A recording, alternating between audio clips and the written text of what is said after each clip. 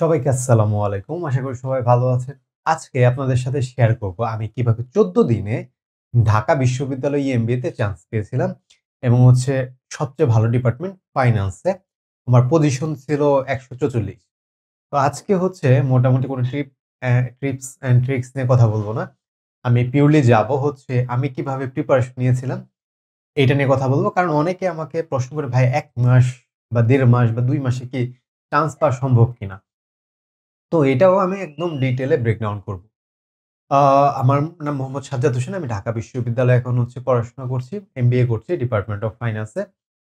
আ এবং আমার মোটামুটি ২ টা কোর্স চলছে। একটা আপনার মক টেস্ট বা মডেল টেস্ট, আ যেটার মধ্যে আপনি পরীক্ষা দিতে পারবেন এবং ঢাকা বিশ্ববিদ্যালয়ের মতো করে পরীক্ষা দিতে পারবেন। আরেকটা আপনার সম্পূর্ণ ডিটেইল সব বিষয়ে পড়া যায়। তো আপনি ডেসক্রিপশন বক্সে এবং কমেন্ট বক্সে আপনি Facebook পেজে লিংক পাবেন এবং WhatsApp নাম্বার পাবেন। আপনি যোগাযোগ করতে পারেন। বা আপনার নিজস্ব কোনো কিছু জানার জন্য আপনি যোগাযোগ করতে পারেন। তো চলুন ভিডিওতে চলে যাওয়া যাক। তো আমার মোটামুটি যখন আমি ভাবলাম যে আমি আচ্ছা ঢাকা বিশ্ববিদ্যালয়ে EMBA তে পরীক্ষা দিব। মোটামুটি পরীক্ষার ১৭ থেকে ১৮ দিন আগে। তো আমি ১ম এ কি করলাম? ১ম এ আমি পরীক্ষা প্রসেস সম্পর্কে জানলাম যে আচ্ছা, যে একদিন আমি নিলাম যে ধরেন ১৭তম দিনে আমি পরীক্ষা প্রসেস মানে কত মার্ক থাকে, কি থাকে, হ্যাঁ? তো এগুলা আমি জানলাম যে English, math, GK, written part থাকে এবং এগুলাই আপনার লিখিত থাকে এবং আপনার কত মার্ক কোনটায় থাকে এগুলা আমি জানলাম। ১৬তম দিনে আমি সকালবেলায় একটা কোয়েশ্চেন ব্যাংক অর্ডার দিয়ে দিলাম। ঠিক আছে? কারণ আমার ওই কোয়েশ্চেন ব্যাংক আমার পড়া লাগবে বা জানা লাগবে কোয়েশ্চেনটা কিরকম হয়। এবং আমার ওই সময় আমি প্রিপারেশন যাওয়ার আগে আমি কিরকম বিজি ছিলাম এটা আমি বলি। আমি ওই সময় একটা আমি স্কুলে জব করতাম।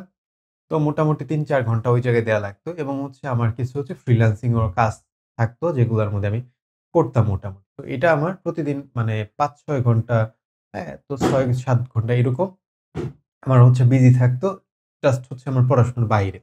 তারপর ওই সময় আমি সরকারি চাকরির প্রিপারেশন নিচ্ছিলাম। মোটামুটি বাংলা এবং আ ইংরেজি এই ২ টার উপর।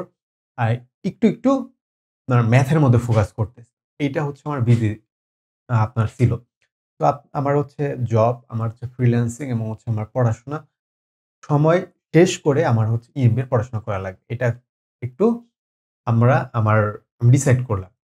তো তারপর আমি দেখলাম আচ্ছা, আমার একটা বন্ধু ছিল নাম অনিক। ও ঢাকা বিশ্ববিদ্যালয়ে এখন MSI তে EMBA করতেছে। তো ও আমাকে অনেক হেল্প করেছে যে কোথা থেকে প্রশ্ন আসে, কি বিষয় টপিক। তখন আমি আমার কোয়েশ্চেন ব্যাংকটা আসে নাই। ওটা আপনার ১৬ তম দিনে হয়তোবা বা ১৫ তম দিনে আমি ওকে নক দিলাম। ও আমাকে ভালো হেল্প করলো এবং একটা রিটেন পার্ট এর একটা লিস্টও দিয়ে দিল। যে আচ্ছা এগুলা প্র্যাকটিস কর, এগুলা প্র্যাকটিস করলে ভালো হবে। তো আমি কি করলাম, ও ও ইভেন ওর যে পরীক্ষার কোয়েশ্চেনটা ছিল ওইটাও আমার দিয়ে দিয়েছে। তো ওটা আমি দেখা শুরু করলাম, আচ্ছা এই জায়গা থেকে প্রশ্ন আসে। পরে আমি মোটামুটি ২ টা ইয়ারের কোয়েশ্চেন এনালাইসিস করলাম। মানে টু দি পয়েন্ট এ একদম একটা খাতা নিয়ে বসলাম। যে আচ্ছা ইংরেজি দেখলাম যে কোথা থেকে প্রশ্ন আসে এবং কোন সেক্টরে মানে নিটি-গ্রিটি একদম ডিটেইলে যে আচ্ছা ৫ টা প্রশ্ন প্রিপোজিশন থেকে আসে, ভোকাবুলারি থেকে ৭-৮ টা প্রশ্ন আসে এবং কতটুকু আমি পারি, কতটুকু পারি না। সেন্টেন্স কারেকশন আসে ৩ টা থেকে। তারপর এটা গেল, ম্যাথে গেল। তো এটা কিন্তু আমি ডিটেইলে এখনো আমি যে আলোচনাটা বা চিন্তাধারা যে আমি পড়াশোনা শুরু করব এটা করি নাই। কারণ আমি কোয়েশ্চেন ব্যাংকটা আসেনি। আমি যখন কোয়েশ্চেন ব্যাংকটা পাবো তখন আমি করা শুরু। তো ২ টা ইয়ারের কোয়েশ্চেন এনালাইসিস করে আমি এটা বুঝলাম যে আমি ইংরেজিতে অনেক ভালো পারি। কারণ মোটামুটি আমি ইংরেজি আমার আগে থেকে পড়াশোনা ছিল। তো ইংরেজি আমি পারি। আমার ইংরেজিতে কোনো সমস্যা নাই। ম্যাথের ব্যাপারটা 50-50, ম্যাথেরও বীজগণিতীয় যেই বিষয়গুলা ছিল ওগুলো সবগুলা পারি আমি। এবং আপনার যে পাটিগণিত আপনার লাভ-ক্ষতি পারি। কয়েকটা টপিক পারি আমি। এবং আপনার যে জ্যামিতির মধ্যে থাকতো আ ত্রিভুজ, চতুর্ভুজ এবং আপনার বৃত্ত থেকে প্রশ্ন থাকতো। এই ৩ টা সেক্টর থেকে থাকতো। তো ম্যাথের মধ্যে আমি ২ টা সেক্টর পারতাম আর একটা সেক্টর পারতাম না। তারপর আসি আপনার যেই জিকের মধ্যে দেখা গেল আমি বেশিরভাগই সমসাময়িক থেকে আসে। সমসাময়িক আমি কিছুই পারতাম না। আপনার মুক্তিযুদ্ধ পারতাম, আমি মেট্রো রেল এগুলো নিয়ে পারতাম, অনেক কিছু পারতাম। বাট সমসাময়িক আমি অত ফোকাস দিইনি। তারপর আমি একটু এনালাইসিস করা শুরু করলাম ওই ২ টা প্রশ্ন থেকে যে সমসাময়িক থেকে আ কি পরিমাণ প্রশ্ন কারেন্ট অ্যাফেয়ার্স থেকে আসে। পরে দেখলাম মোটামুটি আসে। তো আমি ওই সময় যে হচ্ছে ওই মাসের যে কারেন্ট অ্যাফেয়ার্স কিনে নিয়ে আসলাম। তো মোটামুটি ১৫ তারিখ আমার হচ্ছে আমার কোয়েশ্চেন ব্যাংক আইসা পড়ে। তো ওই সময় আমি হচ্ছে ভোকাবুলারি পড়া মোটামুটি হচ্ছে ১৬ তম দিন থেকে আমি ভোকাবুলারি আর প্রিপোজিশন পড়া শুরু করে দিই। কারণ হচ্ছে এগুলো প্রতিদিন আসে। এবং যখন হচ্ছে আমি মানে ধরেন পাইলাম, আমি কোয়েশ্চেন ব্যাংকটা পাইলাম। যখন আমি হচ্ছে ইংরেজি কোয়েশ্চেন সলভ করা শুরু করলাম, তখন আমি কি করলাম? প্রিপোজিশনের ধরেন হচ্ছে অ্যাবাইড বাই মেনে চলা। তো হচ্ছে আপনার অ্যাবাইড বাই মেনে চলা, অ্যাবাইড টু তে কি হয়? অ্যাবাইড ইন এ কি হয়? ধরেন অ্যাবাইড দেয়া আছে ৪ টা অপশন দেয়া আছে। এটাতে কোনটায় কোন মিনিং? সবগুলো আমি খাতায় লিখে রাখছি। তো এরকম মনে হয় ২০ থেকে ৩০ টা হচ্ছে আপনার প্রিপোজিশনের উপর আমি লিখেছিলাম। তো এগুলো আমাকে অনেক হেল্প করছে। তারপর হচ্ছে আপনার দেখলাম যে হচ্ছে ভোকাবুলারির যে লেভেলটা ধরেন হচ্ছে অনেক সোজা টাইপ ভোকাবুলারি আছে, মিডল লাইফ, একটা অনেক hard type high frequency IBA তে আসে। তো হচ্ছে দেখলাম মিডল লেভেলের ভোকাবুলারি গুলা বেশি আসে। তাও হচ্ছে অত বেশি না। মানে ২ টা ৩ টা করে আসে। অত বেশি না। তো আমি দেখলাম বেশিরভাগ ভোকাবুলারি গুলা পারি। তো ১০ টা করে প্রতিদিন পড়লেই হবে বা ২০ টা করে পড়লেই হবে। তো আমি দেখে মোটামুটি ভোকাবুলারি পড়া শুরু করলাম। এইটা একটা। ম্যাথের মধ্যে আমি দেখলাম যে হচ্ছে আমি বীজগণিতের যেগুলো আছে ওগুলো সব পারি, যে বীজগণিত রাশি থেকে ২ টা বা ৩ টা ম্যাথ আসে। যে আমি পরবর্তীতে কোয়েশ্চেন ব্যাংক পাওয়ার পর আমি হচ্ছে এনালাইজ করলাম। ধরেন সকালবেলা উঠলাম। উঠার পর আমি ২ ঘন্টা হচ্ছে পড়তাম বা ১-১.৫ ঘন্টা পড়তাম এরকম। তো ১-১.৫ ঘন্টা আমি পড়ার পর আমি হচ্ছে স্কুল যেতাম। স্কুল যাওয়ার পর যখন একটু ফাঁকা পাইতাম তখন হচ্ছে আমি ফোনের মধ্যে আমার থাকতো। কোয়েশ্চেন থাকতো। আচ্ছা পরে দেখতাম আমি ম্যাথের মধ্যে আর কোন জায়গা থেকে আসছে। স্পেসিফিক জায়গায় মানে রিপিট হইছে। তো আপনার বীজগণিতীয় রাশি থেকে প্রশ্ন আসতো। সূচক থেকে ২-৩ টা প্রশ্ন আসতো। তো এই জায়গা থেকে ৫ টা থেকে ৬ টা কোয়েশ্চেন পাওয়া যায়। তারপর হচ্ছে লাফ-ক্ষতি থেকে সবসময় আপনার কোয়েশ্চেন আসে। তাও আবার স্পেসিফিক ক্রয়-বিক্রয় থেকে আপনার ১ টা ২ টা প্রশ্ন আসে। যে হচ্ছে আপনার দেখবেন মানে সেলিং প্রাইস দেয়া থাকবে, কস্ট প্রাইস দেয়া থাকবে, যে হচ্ছে ক্রয় মূল্য দেয়া থাকবে, বিক্রয় মূল্য দেয়া থাকবে, একটা পার্সেন্টেজ দেয়া থাকবে। আপনার বিক্রয় মূল্য বা ক্রয় মূল্য বের করতে হবে। আরেকটা দেয়া থাকে ২ টা পার্সেন্টেজ, একটা বিক্রয় মূল্য, তো ক্রয় মূল্য বের করা লাগে। যে হচ্ছে আপনার যারা কোয়েশ্চেন ব্যাংক আছে তারা দেখবেন ৭২০ দিয়ে একটা হচ্ছে কোয়েশ্চেন আছে লাভ-ক্ষতির। এই কোয়েশ্চেনটা অনেক রিপিটেড হইছে। হ্যাঁ? তো হচ্ছে আমি এটা দেখলাম যে আচ্ছা এগুলা থেকে আসে। আমি যদি ৫-৬ টা টপিক আমি কভার আপ করি, আমার মোটামুটি ছিল ভালো লেভেলের বেসিক ছিল। আমি কভার আপ করি তাহলে হইতেছে। আমার আর রইল কি জিকে। জিকে আমি কি করলাম যে হচ্ছে আমি কারেন্ট অ্যাফেয়ার্স এনে আমি পড়া শুরু করলাম। এবং হচ্ছে আপনার যে পদ্মা সেতু, যমুনা সেতু, মাতাবাড়ি সমুদ্র আ মানে সমুদ্র বন্দর, হ্যাঁ? তারপর হচ্ছে আপনার মেট্রো রেল, এগুলা নিয়ে আমি পড়া শুরু করলাম। ঠিক আছে? ওই সময় পড়া শুরু করলাম। তো মোটামুটি ওগুলা থেকে আমি ১ টা ২ টা কোয়েশ্চেন পাইছি। তো এগুলা হচ্ছে আমার আ যে প্রিপারেশন শুরু করলাম। তারপর হচ্ছে আমি মোটামুটি ম্যাথের মধ্যে আমি যখন করা শুরু করি, আমি বুঝলাম যে ম্যাথ গুলা তো ইংরেজিতে আসবে। তো ম্যাথের মধ্যে সময় দেওয়া উচিত। সময় দিলাম এবং হচ্ছে আ দেখলাম অত কঠিন লাগতেছে না। কিন্তু আমি জানতাম যে যখন আমি পরীক্ষা হলে যাবো একটু নার্ভাস থাকবো। যেগুলো হচ্ছে রিটেন টাইপ, যে বড় যে প্যাসেজ এর ম্যাথ গুলা, যে হচ্ছে আপনার লাভ ক্ষতি, পার্সেন্টেজ, এই ম্যাথ গুলার মধ্যে আমি ঝামেলায় পড়ব। তো আমি ধরেন হচ্ছে লাভ ক্ষতির মধ্যে আমি ঝামেলায় পড়লাম। যদি মানে আমি ধরেন একটা ম্যাথ নাও পারলাম। আমার যে সূচক আছে, বীজগণিতের রাশিগুলো আছে, বীজগণিত থেকে যে ম্যাথ গুলো আছে আসে, এগুলার যাতে কোন ঝামেলা না হয়। তো এগুলো আমি ভালোমতো করলাম। এগুলোর মধ্যে মোটামুটি কারেক্ট করলাম। এবং হচ্ছে ইংরেজিটা আমি হচ্ছে আমার ভালো তো প্রিপারেশন আছে। আরো পলিশ করলাম।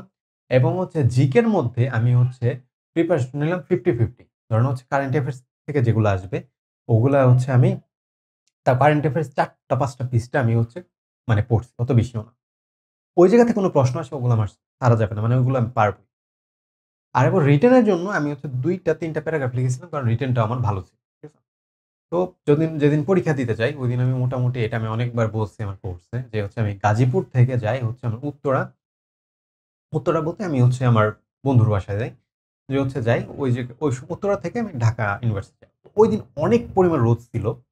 অনেক পরিমাণ বলতে অনেক পরিমাণ। তো আমি শুজ পরে গেছিলাম এবং মোটামুটি টাইট জামা পরে গেছিলাম মোটামুটি। অত টাইট না, মোটামুটি টাইট, যে গরম টাইপ, মোটা টাইপ থাকে না ওগুলা। তো আমি এত পরিমাণ গরম ছিলাম, অসুস্থ হয়ে যাই। ঢাকা ইউনিভার্সিটি যেয়ে মানে ২-৩ ঘন্টা জার্নি, ৪ ঘন্টা জার্নি করছিলাম।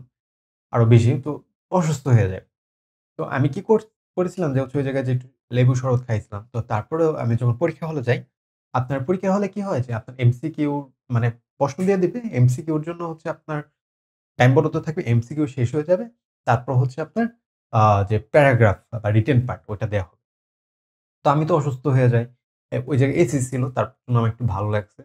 তারপরে হচ্ছে আমি যখন ইংরেজি আর আপনার জিকে দেখলাম কারণ ম্যাথটা আমি সবসময় লাস্টে অ্যান্সার করি। ঠিক আছে? তো আ ইংরেজি আমি দেখা গেছে আমি হচ্ছে ২০ টার মধ্যে ১৯ টা আমি কারেক্ট করছিলাম। এবং হচ্ছে জিকেও মোটামুটি অনেক ভালোগুলো কারেক্ট করছিলাম। প্রায় ১২ টার মতো। যেমন হচ্ছে অনেকগুলো আমার আগের থেকে পড়াশোনা থেকে আমি কমন পড়ে গেছি। ম্যাথে যখন আমি করতে যাই, আমার এত পরিমাণ অসুস্থ আমার হাত কাঁপতেছিল। মানে আমি কমন মানে করতে পারতেছিলাম না। অ্যান্সার করতে পারতেছিলাম না। যে কনসেনট্রেশন দিয়ে আমি অ্যান্সার গুলা করব যে হচ্ছে আপনার লাফ ক্ষতির যে ম্যাথ গুলা ওগুলো আমি পারতেছি না। মানে কনসেনট্রেট করব। তো আমি বীজগণিতের রাশি বা সূচক থেকে এগুলো করলাম, দিলাম। পরে হচ্ছে যে আমি হচ্ছে আমার এরকম এত খারাপ লাগতেছিল মনে চাচ্ছিল আমি মানে হল থেকে বের হয়ে যাই। তো ওইটাও পারতেছিলাম না। তো তারপর কি হলো যে হচ্ছে এমসিকিউ শেষ হলো। আমি মোটামুটি কত ৯ ৮-৯ এর মতো অ্যান্সার করছিলাম ম্যাথ।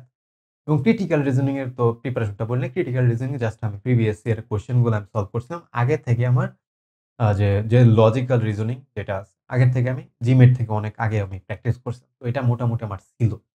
হ্যাঁ, এবং আমি জানি এটা যদি হচ্ছে পারি, আমি একটু সময় দেই তাহলে পারব। তো আগের কোয়েশ্চেন গুলো প্রিভিয়াস ইয়ার কোয়েশ্চেন গুলো সলভ আগেই আমার পারা ছিল। তো এই জায়গায় আমার হচ্ছে এটাও এই জায়গায় ২-৩ টা হচ্ছে আমার কম। তো আমার এই জায়গায় কোনো হচ্ছে ঝামেলা নাই। মোটামুটি হচ্ছে আমি ম্যাথ হচ্ছে ৮ টা ৯ টার মতো হচ্ছে কমন মানে সিউর দাগায় আসছে। হ্যাঁ? তো যখন হচ্ছে রিটেন দিল, রিটেনের পরে তো আমার আরো অসুস্থ হয়ে গেল। তো হচ্ছে আমি ভাবলাম আচ্ছা একটু ধৈর্য ধরি। আমি কি করছি যে আমি জানতাম না তখন যে আপনি পরীক্ষা শেষ না করে আপনি বের হতে পারবেন।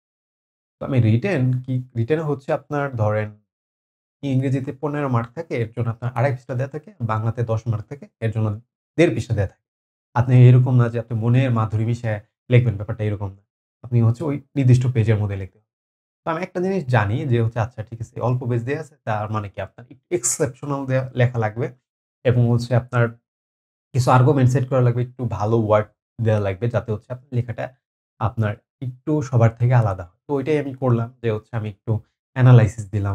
আমি আর্গুমেন্ট সেট করলাম। আমি ভালো হচ্ছে যে আমরা এন্ড, বাট এগুলো অনেক বেশি ইউজ করি না। আমি হচ্ছে একটু অল্টারনেটিভ কানেক্টরস ইউজ করলাম। একটু অল্টারনেটিভ ওয়ার্ড ইউজ করলাম। যে ওই সময় হচ্ছে আমার ২ টা যে ই-কমার্স নিয়ে এবং হচ্ছে আমার পদ্মা সেতু নিয়ে হচ্ছে আপনার আ এসে আসছিল। আমি পদ্মা সেতুটা লিখলাম যে ভালো মতো এনালাইসিস দিয়ে মোটামুটি লিখলাম। তো তারপরে আমি অনেক মানে আরো ১০ মিনিট আগে আমি পরীক্ষার আগে আমি হচ্ছে আমার পরীক্ষা শেষ হয়ে গেছিল। তারপরে হচ্ছে আমি মোটামুটি যে কি বলে বের হতে পারি নাই। তো যখন হচ্ছে আমরা ভাইবা-টাইপাতে গেল, ভাইভাতে আমি ভালো মতো দিছি যে জিজ্ঞেস করছে আমি একটু ইংরেজিতে কথা বলতে পারতাম। তো শেষ হয়ে গেছে। তো পরবর্তীতে দেখলাম ১৪৪ তো। তো ১০০ এর ভিতরে থাকলে আমি মোটামুটি যেই সাবজেক্টটা চান পাবেন। আ তো আমি যদি অসুস্থ না হইতাম আরো ভালো করতে পারতাম যে হচ্ছে পজিশন আসতো। তো অনেকের যে প্রশ্ন থাকে যে ভাইয়া কিভাবে হচ্ছে আপনি প্রিপারেশন একটা হচ্ছে যারা জবে থাকেন যে আমিও জবে ছিলাম। আমিও মোটামুটি বললামই তো ৬-৭ ঘন্টা আমার কোন না কোন কাজ করা লাগতো। তার পাশাপাশি আমি পড়াশোনা করতাম। আপনি একটু কেয়ারফুল থাকলে একটু ভালো বেসিক থাকলে যদি বেসিক না থাকে তাহলে হচ্ছে কোন কোর্সের আন্ডারে যেতে পারেন, বেসিক ক্লিয়ার করতে পারেন। যদি বেসিক ক্লিয়ার না করেন আপনার হচ্ছে অনেক কিছু ঝামেলা হয়ে যাবে। অনেকে বলে কি কোর্সের মধ্যে আমাকে যে ভাই শুধু কোয়েশ্চেন সলভ করে আমি চান্স পাবো। না পাবেন না। যে কম্পিটিটিভ এক্সাম আপনার বোঝা লাগবে কিভাবে আসছে। তাহলে হচ্ছে আপনি ধরেন অল্প পড়তেছেন বাট বুঝে পড়লে আপনার হচ্ছে তারপরেও চান্স হয়ে যাবে। রিটেন টা এর মধ্যে একটু এফোর্ট দিতে হবে। তো এগুলাই আপনি যদি খেয়াল করে পড়াশোনা করেন তাহলে হচ্ছে চান্স পেয়ে যাবেন। আমি আমার গল্পটা বললাম। ধন্যবাদ সবাইকে।